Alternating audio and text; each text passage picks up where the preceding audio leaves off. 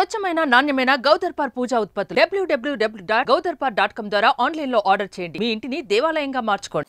నమస్కారం, welcome to Suman TV. నేను Gitanjali. August 26వ తారీఖున కృష్ణాష్టమి. అయితే ఈ పండుగను ఏ విధంగా జరుపుకోవాలి, ఆ చిన్ని కృష్ణయ్యకు ఎటువంటి నైవేద్యాలు సమర్పించాలి, అసలు ఎలా పూజ చేయాలి, 26 లేక 27న మనం కృష్ణాష్టమి జరుపుకోవాలా, ఇలా ఎన్నో సందేహాలు ఉన్నాయి కదా. వీటిని నివృత్తి చేసేందుకు ప్రస్తుతం మనతో పాటు ఉన్నారు ప్రముఖ జ్యోతిష్యులు బ్రహ్మశ్రీ నందిబట్ల శ్రీహరి శర్మ గురువు గారు. వారితో మాట్లాడి మరిన్ని విషయాలు తెలుసుకుందాం. గురుగారు నమస్కారం అండి. వాగర్థ వివ సంపృక్తౌ వాగర్థ ప్రతిపత్తయే జగతః పితరౌ వందే పార్వతీ పరమేశ్వరౌ. సదాశివసమారంభాం శంకరాచార్య మధ్యమాం అస్మదాచార్య పర్యంతం వందే గురు పరంపరాం. ఆదిత్యాయ చ సోమాయ మంగళాయ బుధాయ చ గురుశుక్ర శనిభ్యశ్చ రాహవే కేతవే నమః. శృంగేరి జగద్గురు పీఠాధిపతులకి కంచి పీఠాధిపతులకి నమస్కారములు తెలియజేసుకుంటూ కార్యక్రమాన్ని ప్రారంభిద్దాం. గురువుగారు, ఆగస్టు 26వ తారీఖున కృష్ణాష్టమి అని మేము క్యాలెండర్లో చూస్తున్నాం. కానీ కొంతమంది అంటున్నారు 27న జరుపుకోవాలి పండగ అంటున్నారు. ముందుగా ఈ సందిగ్ధతను నివృత్తి చేయండి. ఎందుకనంటే ఏ రోజున జరుపుకోవాలో ఒక క్లారిటీ వచ్చేస్తే ఆ రోజున పండగ జరుపుకుంటాము. 26న లేక 27న కృష్ణాష్టమి? కృష్ణాష్టమి అంటే కృష్ణుడు జన్మించినటువంటి రోజమ్మ. అయితే మనకు గమనించుకున్నట్లయితే పీఠ సాంప్రదాయం ప్రకారం కనుక చూసుకున్నట్లయితే వారు మనకు ఏం చెప్తారనంటే మనిషి యొక్క పుట్టుక మరణం అనేటువంటివి ఉంటాయి ప్రతి వ్యక్తికి కూడా. అయితే పుట్టినరోజు నాడు అనేటువంటిది దేన్ని ప్రామాణికంగా తీసుకోమని చెప్తారు అంటే నక్షత్రాన్ని ప్రామాణికంగా తీసుకొని నక్షత్రం ఉన్నటువంటి రోజున, అంటే ఏ నెలలో పుట్టాం, భాద్రపద మాసమా లేదా ఆషాఢ మాసమా కార్తీక మాసమా, ఏ నెలలో పుట్టామో ఆ రోజున మనం ఏ నక్షత్రంలో పుట్టామో ఆ మాసములో ఆ నక్షత్రం వచ్చిన రోజున పుట్టినరోజు జరుపుకోమనేది ఒక శాస్త్ర ప్రమాణము. అలాగే మరణించిన తర్వాత మరణం ఏ తిథి అవుతుందో అది వర్ధంతిగా జరుపుకుంటారు. కానీ మనకేంటంటే మనకు తిథి ప్రోక్తమైనటువంటి గణాంకములుగా ఉన్నటువంటి ఆచారం ఉన్నది కాబట్టి మనము ఏ జన్మించినటువంటి తిథి ఎప్పుడు ఉంటుందో అప్పుడు మనం పుట్టినరోజు జరుపుకునేటువంటి ఆచారంగా ఉంది. అయితే దీన్నే మనము కొన్ని సందర్భాల్లో మనం ఆపాదించుకున్నట్లయితే అంటే శాస్త్ర ప్రమాణాన్ని అనుసరించి మనం వెళ్ళాలి. శ్రీకృష్ణ భగవాన్ల వారు బహుళ అష్టమి తిథి రోజున రోహిణీ నక్షత్రము మధ్యరాత్రి జన్మించినటువంటిగా చెప్పబడి ఉంది. కాబట్టి ఈ యొక్క 26వ తారీఖు రోజున అష్టమి తిథి కలిసి వచ్చినది. రోహిణీ నక్షత్రము కూడా మనకు రాత్రిపూట వ్యాప్తమై ఉన్నది. 26న జరుపుకోవాలి.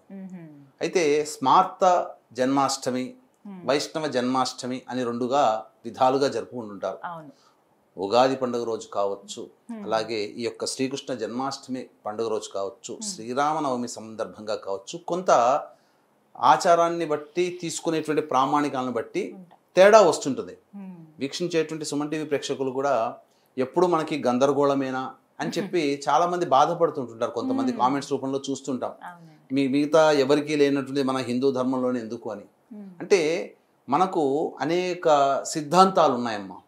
ఆ సిద్ధాంతాల ప్రకారము ప్రామాణికం అంటే ఏ ప్రాంతం వాళ్ళు ఏ సిద్ధాంతాన్ని అనుసరిస్తారో వాళ్ళు ఆ ప్రామాణికాన్ని చూసుకోవాలి.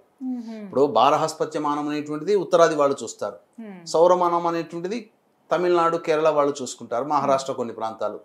అలాగే చాంద్రమానం అనేటువంటిది మన కర్ణాటక, తెలుగు, ఆంధ్ర, తెలంగాణ ప్రాంతాలు చూసుకుంటారు. కాబట్టి ఏ ప్రాంతాన్ని అనుసరించి ఏ ప్రమాణాన్ని అనుసరిస్తున్నారో దానికి తగినటువంటి విధానంగా వచ్చేటువంటి పండుగలను జరుపుకుంటే ఏ ఇబ్బందులు ఉండవు. అందరినీ కూడా మనం ఆమోదించిన వాళ్ళం అవుతాం. అంటే పండుగలు రెండుగా వచ్చినంత మాత్రం కన్ఫ్యూజన్ ఏముందమ్మా, 2 రోజులు చేసుకోండి. అంటే 26న రాత్రి ముహూర్తం కాబట్టి 27న తెల్లారి జరుపుకోవాలి, లేకపోతే 26 ఉదయమే ఇంట్లో దీపారాధన చేసుకోవటం, 26వ తారీఖు రోజునే మనం చేసుకోవడము. రాత్రి వ్యాప్తముగా రోహిణీ నక్షత్రం ఉంది కాబట్టి రాత్రి వ్యాప్తముగా రోహిణీ నక్షత్రం అనేటువంటి సూర్యాస్తమయం కంటే ముందే రోహిణీ నక్షత్రం ప్రవేశిస్తుంది 26వ తారీఖు రోజున. కాబట్టి ఆ రోజున చక్కగా జరుపుకోవచ్చు. 26వ తారీఖు రోజున స్మార్త ఏకాదశి, 27వ తారీఖు రోజున స్మార్త అష్టమి, 27వ తారీఖు రోజున వైష్ణవ అష్టమిగా జరుపుకోవచ్చు. తప్పేమీ లేదు, ఇది ప్రామాణమే. కానీ వీక్షించేటువంటి సుమన్ టీవీ ప్రేక్షకులు కూడా శ్రీకృష్ణ జన్మాష్టమి అని అంటే ఏదో శ్రీకృష్ణుడి యొక్క జన్మదినంగా అనేటువంటిది కాకుండా దీనికి ఒక ప్రత్యేకమైనటువంటి విశిష్టత ఉందమ్మా. ఏంటంటే మనకున్నటువంటివి అహోరాత్రములు 4, అంటే రాత్రిపూట వ్యాప్తమై ఉన్నటువంటి పండుగలు జరుపుకునేటువంటివి 4. ఒకటి శివరాత్రి, హా. రాత్రిపూటనే జరుపుకుంటాం. రెండు మదన పూర్ణిమ, పాల్గొన పూర్ణిమ అని అంటారు, అది. మూడవది ఈ యొక్క జన్మాష్టమి. నాలుగవది దీపావళి అమావాస్య. ఈ 4 రోజులలో 100 సూర్యగ్రహణములు కలిస్తే ఎంతటి పుణ్యఫలం ఉంటుందో ఈ ఒక్క రోజుల్లోనే రాత్రి సమయంలో అంతటి బలం ఉంటుంది. కాబట్టి ఉపాసనా పరులు ఈ 4 రోజుల కోసం ఎదురు చూస్తుంటారు. సంవత్సరం మొత్తంలో గ్రహణాలతో ఎలా అయితే ఎదురు చూస్తారు, ఎందుకంటే ఆ సమయంలో చేసినటువంటి పూజ 1000 రెట్ల ఫలితాన్ని ఇస్తుంది. అందుకని ఆ 4 రోజులు. ఇంతకీ మరి ఈ కృష్ణాష్టమిని మేమందరం ఎలా జరుపుకోవాలో తెలియచేయండి గురువుగారు. అంటే విగ్రహాలు పెట్టుకుంటాము, ఆ చిన్ని కృష్ణని అందంగా అలంకరించి ఇల్లంతా పాదాలు వేసుకొని గుమ్మం దగ్గర నుంచి, ఇంట్లో చిన్నపిల్లలు ఉంటే వాళ్ళకి కూడా కృష్ణుడి వేషం వేసి ఇలా మురిసిపోతూ ఉంటారు. అన్ని నైవేద్యంగా పెట్టేస్తుంటారు, అంతే. అక్కడ వరకు పూజ మాత్రమే. ఒకవేళ వెసులుబాటు ఉంటే దగ్గరలో ఏదైనా కృష్ణాలయం ఉంటే వెళ్ళి వచ్చేస్తుంటారు. ఆ రోజు అలాగే మేము చేసుకుంటాం. కానీ ప్రత్యేకంగా నియమం అంటూ ఉందా ఏ విధంగా కృష్ణాష్టమి జరుపుకోవాలి అని? కృష్ణాష్టమి జరుపుకునే విధానము ప్రతి కుటుంబంలో కూడా అందరూ ఓన్ చేసుకున్నారమ్మా ఈ కాలానికి. ఎందుకనంటే పిల్లలు లేని కుటుంబం అంటూ ఉండదు. ఆడపిల్ల మగపిల్ల అనే తేడా లేకుండా కృష్ణుడి వేషం వేయించుకొని సరదా పడుతుంటారు. ఎందుకనంటే చిన్న పిల్లవాడిగా ఎన్నో ముగ్ధ మనోహరమైనటువంటి రూపంతో ఎన్నో కృత్యములు లీలలు చూపించాడు ఆయన చిన్నతనం నుంచి. చాలా మంది ఏమనుకుంటారంటే సందర్భం వచ్చింది కాబట్టి చెప్తున్నానమ్మా, ఈ గోపికలందరూ స్నానం ఆచరిస్తుంటే వాళ్ళ వస్త్రాలన్నీ దొంగలించాడు, వెన్న దొంగలించాడు, ఇలా చెప్పుకుంటుంటారు.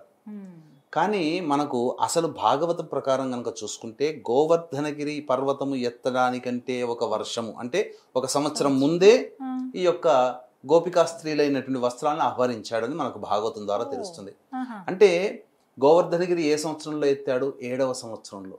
శ్రీకృష్ణ భగవానుల వారికి తను 7వ సంవత్సరంలో నడుస్తున్నప్పుడు ఆ గోవర్ధనగిరి పర్వతాన్ని ఎత్తాడు. అంటే 6వ సంవత్సరంలో వస్త్రములు దొంగిలించాడు. చిన్న పిల్లవాడికి ఏం ఆలోచనలు ఉంటాయి?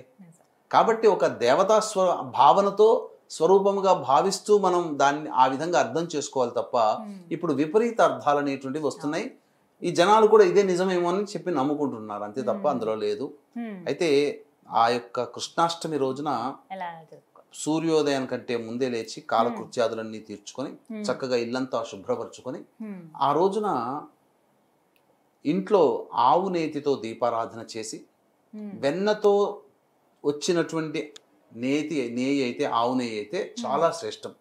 ఎందుకంటే వెన్న దొంగలించాడు అని చెప్పుకుంటుంటారు కదా. కాబట్టి వెన్నతో తాము చిరిగినటువంటి వెన్నతో వచ్చినటువంటి ఆవు నేతితో కనుక ఆ యొక్క కృష్ణ భగవాన్ వారి యొక్క చిత్రపటం ముందర కానీ విగ్రహం ముందర కానీ చక్కగా పంచోపచార పూజలు జరిపించి దీపారాధన చేసి పంచోపచారాలు పూజ జరిపించి స్వామి వారికి ఆవు పాలు నైవేద్యంగా పెడితే సరిపోతుంది. ఆవు పాలు నైవేద్యం.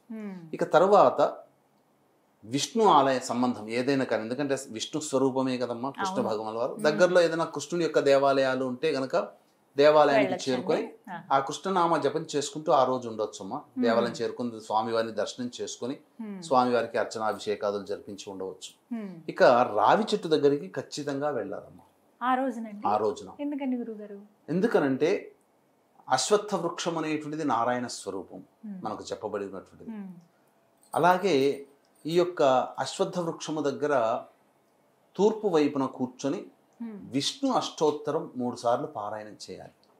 లేదా విష్ణు సహస్రనామం ఓపిక ఉంటే విష్ణు సహస్రనామ పారాయణం చేసిన తర్వాత అప్పుడు నారాయణాయ నమః అంటూ 27 ప్రదక్షిణలు చేసి ఆ యొక్క రావి చెట్టు దగ్గర ఆవు నేతితో పెట్టినటువంటి దీపారాధన చేసి వెనక్కి తిరిగి చూడకుండా ఇంటికి రావాలి. ఇక సాయంకాల సమయంలో ప్రధానంగా విష్ణువు యొక్క పాదముద్రలు ఇంట్లో వేయాలమ్మా. ఎందుకంటే సాయంకాలం వేయాలి. ఎందుకంటే సాయంత్రం 4:30 తర్వాత ఈ యొక్క రోహిణి నక్షత్రం వస్తుంది ఆ రోజున. కాబట్టి ఆ రోహిణి నక్షత్రం ప్రవేశం చేసిన తర్వాత విష్ణు భగవాన్ యొక్క అవతారం శ్రీకృష్ణ భగవాన్ వారు కాబట్టి ఆ శ్రీకృష్ణ చిన్ని కృష్ణుడు మన ఇంటికి వస్తున్నట్టుగా ఆ స్వామి వారికి అంటే మన ఇల్లంతా కలియ తిరుగుతున్నట్టుగా పాదముద్రలు వేయచ్చు. వేసి పూజా మందిరం దాకా ఆ పాదముద్రలు ఉండాలి. ఉండిన తర్వాత అక్కడ ఆ స్వామి వారి విగ్రహానికి అంటే ఈ రోజు కూడా తమ సొంత పిల్లల్ని ఎంత ప్రేమగా ఆదరిస్తారో ఆ యొక్క విగ్రహానికి కూడా అదే విధంగా ఉంటుందమ్మా. చక్కగా ఆ విగ్రహానికి చక్కగా కొత్తటి బట్టలు అలాగే నెమలి పింఛము, కిరీటము, అవన్నీ కూడా చిన్న విగ్రహాలకి ఇంతే ఉంటాయేమో విగ్రహాలు. ఆ విగ్రహాలకి చిన్న చిన్న బట్టలు తొడిగి చక్కగా ఆ స్వామి వారికి మంచి నైవేద్యం కూడా పెట్టాలమ్మా. అంటే ఆ రోజున ఏంటనంటే పాదముద్రలు వేసిన తర్వాత అక్కడ మళ్ళీ సాయంకాలం సంధ్యా సమయంలో దీపారాధన చేసి విష్ణు సహస్రనామ పారాయణం లేదా కృష్ణ సహస్రనామ పారాయణం కూడా ఉంటుంది. అది తీసుకున్న తర్వాత, అది చేసిన తర్వాత నైవేద్యముగా శొంఠి, మిరియాలు మరియు బెల్లము, వీటిని కచాపిచిగా దంచితే ఒక లేహ్యం లాగా తయారవుతుంది. ఆ లేహ్యాన్ని మనం స్వామికి నైవేద్యంగా పెట్టి, ఆ లేహ్యం వస్తుంది కదమ్మా, వాటికి సంబంధించినటువంటి ఈ ఉండలు చేయాలి. కుంకుడు గింజంత ఉండలు ఒక 30గా చేసుకొని నైవేద్యంగా పెట్టిన తర్వాత ప్రతిరోజు గనక ఆ కృష్ణాష్టమి నుంచి మళ్ళీ ఒక నెల రోజుల పాటు అది రోజు గనక తింటే శరీరము చాలా ఆరోగ్యవంతంగా తయారవుతుంది. తర్వాత ఖచ్చితంగా పెట్టాల్సినటువంటి నైవేద్యం సునుండలు. సునుండలు కృష్ణ భగవానికి చాలా ప్రీతికరం. సునుండలు నైవేద్యంగా పెట్టాలి. ఈ విధంగా చేసుకున్నట్లయితే కృష్ణ భగవాన్ యొక్క అనుగ్రహం పొందుతారు. అలాగే శివరాత్రికి ఏ విధంగానైతే జాగారము చేస్తారో ఆ విధంగా కూడా ఈ రోజున కృష్ణాష్టమి సందర్భంగా ఆ రోజంతా కూడా కృష్ణనామస్మరణ చేసుకుంటూ రామభజన చేసుకోవచ్చు, కృష్ణనామస్మరణ చేసుకోవచ్చు, విష్ణు సహస్రనామ పారాయణ చేసుకుంటూ ఎవరైతే స్వామివారికి సంబంధించినటువంటిది ఆ యొక్క నామభజన ఆ రోజంతా రాత్రి నిద్రపోకుండా చేస్తారో స్వామి వారి యొక్క అనుగ్రహం కలుగుతుంది. అంటే జగద్గురు అయినటువంటి కృష్ణుడి యొక్క అనుగ్రహం కలిగితే సాధించరానిదంటూ ఏది లేదమ్మా. ఎందుకంటే దీనికి సాక్షాత్తు కురు పాండవ యుద్ధం, ఎంతో గొప్ప అయినటువంటి యుద్ధంలో ఈ కృష్ణ భగవాన్ యొక్క అనుగ్రహంతో పాండవులు జయించడం జరిగింది. కాబట్టి వీక్షించేటువంటి ప్రేక్షకులు కూడా తప్పకుండా ఈ యొక్క కృష్ణాష్టమి రోజున ఆ విధమైన చెప్పిన విధంగా ఎవరైతే చేసుకుంటారో వారికి కృష్ణుని యొక్క అనుగ్రహం కలుగుతుంది. ఎందుకంటే కృష్ణుడు ఎక్కడ ఉంటే అక్కడ జయమమ్మ. అందుకనే చాలా మంది, కొంతమంది ఇప్పటికీ కూడా మనకు కొంతమంది తెలియదమ్మా, వాళ్ళు వెళ్ళిన చోట పని అయ్యి వస్తున్నది అని అంటే దానికి కారణం ఏంటంటే విష్ణు భగవానుడి అవతార స్వరూపము ఈ యొక్క కృష్ణుడు వారు కదా. కృష్ణుడు వారు జన్మించినటువంటి జన్మకుండలిని వాళ్ళు జేబులో పెట్టుకుంటారు. ఇది ఉంది. శ్రీకృష్ణ భగవాన్ వారి యొక్క జన్మకుండలి కూడా తాయెత్తులో పెట్టుకున్న వాళ్ళకి విజయం అమ్మ. ఇది చాలా గొప్ప విషయం. ఇది చాలా సీక్రెట్, ఎవరికి తెలియదు. ఎందుకంటే జయం అనే శబ్దానికి అర్థమే శ్రీకృష్ణ వారి యొక్క జీవితం. కాబట్టి అటువంటి వ్యక్తి యొక్క జన్మజాతకం మన యొక్క తాయెత్తులో కానీ లేకపోతే పాకెట్లో కానీ పెట్టుకుంటే ఎక్కడికి పోయినా విజయంతోనే వస్తాడు తప్ప ఆ విధంగా ఎప్పుడు కూడా అపజయం అంటూ ఉండదు. ధర్మమై నిలుస్తుంది మన మాట పాట. ఇంకొక విశేషం ఏంటంటేనమ్మా, ఈ యొక్క కృష్ణాష్టమి సందర్భంగా సంవత్సరంలో ఒకసారి వస్తుంది కాబట్టి కొన్ని ప్రాంతాల్లో, దక్షిణ భారతదేశంలోని కొన్ని ప్రాంతాలలో రవికల పండుగని జరుపుతారు. అది గోప్యంగా జరిగేటువంటిది. ఆ రోజునే వచ్చినటువంటి సామెతే పండుగ పూటన పాతమొగుడేనా అన్నట్టు సామెత ఉద్భవించింది. పండుగ పూట కూడా పాతమొగుడేనా అన్నట్టుగా. విగ్రహాలు పెట్టుకుని మనం పూజ చేసుకుంటాం. కొంతమంది మా దగ్గర విగ్రహం లేదండి అంటే ఫోటో ఒకటి పెట్టుకున్నా చాలా, ఫోటో ఒకటి పెట్టుకున్నా చాలమ్మా. ముఖ్యంగా ఏంటంటే విగ్రహాన్ని పెట్టుకున్నప్పుడు స్వామి వారికి పవళింపు సేవ. కొంతమంది ఇప్పటికీ కూడా, నేను చాలా చోట్ల ప్రయాణాలు ట్రైన్లో చేస్తున్నప్పుడమ్మా, కొంతమంది నార్త్ ఇండియన్స్ ముఖ్యంగా వాళ్ళు రాత్రి కాగానే వాళ్ళ దగ్గర ఉన్నటువంటి దాంట్లో కొంత తీస్తారు సామాన్లలో, కృష్ణ భగవాన్ యొక్క విగ్రహాన్ని పెట్టి అందులో ఊయలో పెట్టి రాత్రిపూట జోలపాట పాడుకుంటూ ఊయలో ఊపుతుంటారు. ఆ విధంగా కూడా చేయవచ్చునమ్మా. సొంత కొడుకునైతే ఏ విధంగా, చిన్న పిల్లవాడిని ఏ విధంగా చూస్తుంటారో మనిషిలాగానే ట్రీట్ చేస్తారు. కృష్ణ భగవాన్ వారు ఉన్నట్టుగానే ఏ పదార్థం చేసినా కృష్ణ భగవాన్ నైవేద్యంగా చిన్ని కృష్ణ, చిన్నయ్య అని పెట్టి చేసేవాళ్ళు ఉన్నారు. కృష్ణ భక్త సమాజం వాళ్ళు ఖచ్చితంగా చేస్తారమ్మా. అయితే ఫోటో ఒకటి పెట్టుకున్నా చాలండి. అయితే ఆ ఫోటో ఎలాంటిది పెట్టాలనేది, ఇప్పుడు రాధాకృష్ణుల ఫోటో ఎక్కువగా మనం చూస్తూ ఉంటాం. అదా లేకుంటే ఆవు వెనకాల ఉండి పిల్లలను గ్రోవి వాయిస్తున్నట్లుగా కృష్ణ భగవానుడు ఉన్న ఫోటోస్ ఉంటాయి, అలాంటివి పెట్టొచ్చా? రాధాకృష్ణుల యొక్క ఫోటో గనక పెట్టుకున్న వాళ్ళకి ఏంటంటేనమ్మా, వారికి కుటుంబంలో దాంపత్య సమస్యలు ఎవరైతే ఉంటారో ప్రేమ ఆప్యాయతలతో మెలుగుతుంటుంటారు. ఎందుకనంటే రాధా అమ్మవారిది మాయాస్వరూపం. అంటి పెట్టుకున్నంత మాత్రాన అతను మనకు చెప్పేటువంటి తత్వం ఏంటంటే ప్రేమతత్వంతో ఉండండి అని చెప్తుంటారు. కాబట్టి ప్రేమతత్వం అనేది అలవాటు పడుతుంది. అలాగే గోపికా కృష్ణుడు పిల్లన గ్రోవు వాయిస్తున్నట్టుగా గనక ఉన్నట్లయితే అది చాలా చక్కటి విజయం కలిగిస్తుందమ్మా. కానీ కొంతమంది కుటుంబాలలో యుద్ధం చేస్తున్న సందర్భంలో కృష్ణుడు ఉగ్రరూపంగా కనిపిస్తూ ఉంటుంటాడు. అవి పెట్టుకోకూడదమ్మా, ఇంట్లో అసలు పెట్టుకోకూడదు, అట్లాంటి పెట్టుకోకూడదు. భీష్ముని వధించేటువంటి సందర్భంలో చక్రాన్ని, బండి చక్రాన్ని కూడా ఇట్లా ఎత్తుతున్నటువంటివి పెడతారు. ఏంటంటే అదేదో ఫ్యాంటసీ కోసం పెట్టుకుంటారు, అది కాదమ్మా. అయితే గీత బోధిస్తున్నట్లుగా అర్జునుడికి ఉంటాయండి కొన్ని ఫోటోలు కానీ, కొన్ని గోడకే అలా వాళ్ళు ఆర్కిటెక్చర్ అలా చేయించుకుంటారు. అవి చేసుకోవచ్చు, ఎందుకంటే సాక్షాత్తు పరమాత్మ స్వరూపం, విశ్వస్వరూపాన్ని సూచించేది కాబట్టి, ధర్మాన్ని బోధిస్తున్నటువంటిది కాబట్టి, ఎవరి కుటుంబంలోనైతే ధర్మబద్ధంగా ఉండాలనుకుంటారో అటువంటి ఫోటో పెట్టుకోవచ్చు. అలాగే పంచలోహంతో ఉన్నటువంటి చిన్న చిన్న విగ్రహాలు ఉంటాయండి, అవి ఆ రోజున చేసుకోవచ్చు. అవి పంచలోహ విగ్రహాలు మంచిది, దానికేం తప్పు లేదు. మట్టివి కానీ ఇత్తడితో చేసినవి కానీ తప్పు లేదమ్మా. ఇవన్నీ కూడా మనం అక్కడ పూజలో పెట్టుకుని చేసుకోవచ్చు అమ్మా, చాలా చక్కగా చేసుకోవచ్చు. ఇది చాలా గొప్పదైనటువంటిదమ్మా. ఈ కృష్ణాష్టమి రోజున ఎవరైతే విష్ణువుని ధ్యానం చేస్తారో వారికి సంపూర్ణమైనటువంటి యోగం కలుగుతుంది. వీక్షించేటువంటి సుమన్ టీవీ ప్రేక్షకులు గమనించాల్సింది ఏంటంటే 31వ తారీఖు రోజున శని త్రయోదశి, పుష్యమి నక్షత్రం కలిసి వచ్చిందమ్మా 31వ తారీఖు రోజున. అది చాలా అద్భుతమైనటువంటిది. శ్రావణ మాసంలో వచ్చే శని త్రయోదశి అది.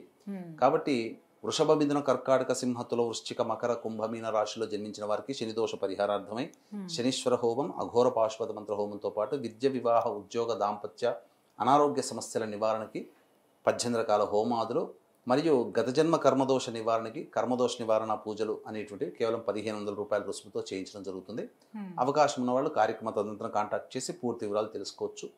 అలాగే సంవత్సరం పొడుగుతో కూడా మా ఆధ్వర్యంలో ఒక్కొక్క క్షేత్రంలో కుటుంబ సభ్యుల గోతనామాలతో కూడా జరిపించడం జరుగుతుంది. ఆ వివరాలు కూడా మీరు తెలుసుకోవచ్చు. చాలా చక్కగా వివరించారు గురుగారు. ఒక సందిగ్ధత అయితే వేడింది 26, 27 అని చెప్పి. ఇంట్లో అయితే చక్కగా 26న చేసుకోవాలి. అలాగే ఆలయానికి వెళ్ళి కూడా మీరు ఆ కృష్ణ భగవాన్ దర్శించుకుంటామన్నారు. అలాగే ఒక మంచి పరిహారం కూడా ఆరోగ్యపరంగా చెప్పారు. అలాగే జ్ఞానాన్ని, ముక్తిని ప్రసాదించి ఆ కృష్ణయ్యని ఎలా వేడుకోవాలో కూడా తెలియజేశారండి. ధన్యవాదాలు. సర్వం శ్రీ ఉమామహేశ్వర పరబ్రహ్మార్పణమస్తు.